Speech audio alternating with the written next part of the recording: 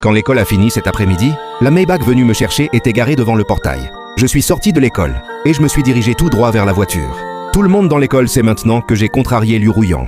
Tout le monde attend de me voir ridiculisé, en me voyant monter dans la voiture sans aucune gêne. Ils n'ont pas pu s'empêcher de pointer du doigt. Tu n'as même pas voulu lui payer un repas à la fille la plus belle du campus. Comment tu as le culot de continuer à profiter de sa voiture? C'est juste le fils d'un domestique. Il ne va pas se prendre pour le patron quand même.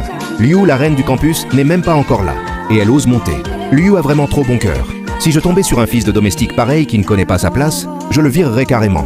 En entendant ces moqueries, je n'avais même pas envie de leur répondre. Une fois installé dans la voiture, j'ai donné un ordre direct au chauffeur. Démarre.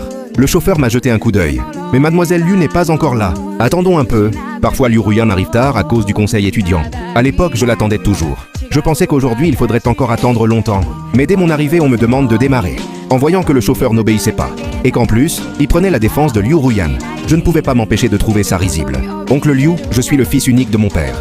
Depuis quand on a une demoiselle à la maison? Vous vous êtes disputé avec Liu Ruyan, pas vrai? Ne vous inquiétez pas, jeune maître. Je lui dirai 2 mots plus tard. Pas la peine. Démarre tout de suite.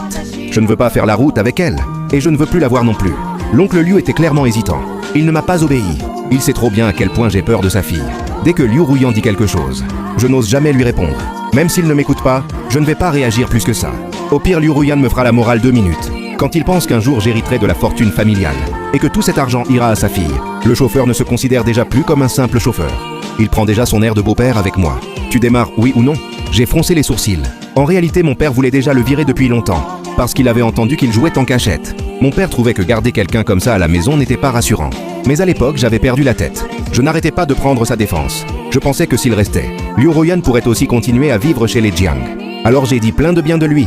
J'ai raconté qu'il était super gentil avec moi. Grâce à ça, il est toujours là aujourd'hui. Mais je ne m'y attendais pas. Maintenant, il n'obéit même plus à son propre maître. Les voilà! En voyant Liu Ruyan apparaître à l'entrée, l'oncle Liu est vite descendu de la voiture. Liu Ruyan soutenait Lu Jingnian. Ils sont arrivés tous les deux devant la voiture. L'oncle Liu leur a ouvert la porte. Liu Ruyan allait aider Lu Jingnian à monter. Parce qu'il l'aimait, pour qu'elle rentre avec lui. À chaque fois, Lu Jingnian faisait le trajet avec nous. D'abord, le chauffeur le déposait lui. Ensuite seulement, on rentrait à la maison. Et ce n'est pas tout. Le matin aussi, il fallait se lever très tôt pour aller le chercher en premier. J'ai parlé avant même que Lu Jingnian ne monte. Tu n'avais pas dit que tu ne rentrais pas avec moi cet après-midi? Pourquoi tu veux encore prendre ma voiture? Les élèves qui regardaient à la scène n'ont pas pu s'empêcher de l'insulter. Zhang Xiaoyu, c'est quoi ton problème? C'est la voiture de la reine du campus quand même. Pourquoi tu te prends pour la patronne? Carrément. C'est déjà gentil de la laisser monter. Et elle ne veut même pas que sa demoiselle monte. Tout le monde y allait de son petit commentaire. Liu Ruyan m'a regardé, son expression un peu figée. Elle ne comprenait pas dans quel état d'esprit j'étais aujourd'hui. Elle me tend une perche et je ne la prends même pas. T'es obligé de faire ça. Midi, j'ai même pas continué à t'en vouloir. J'ai décidé de te pardonner. Yang Xiaoyu.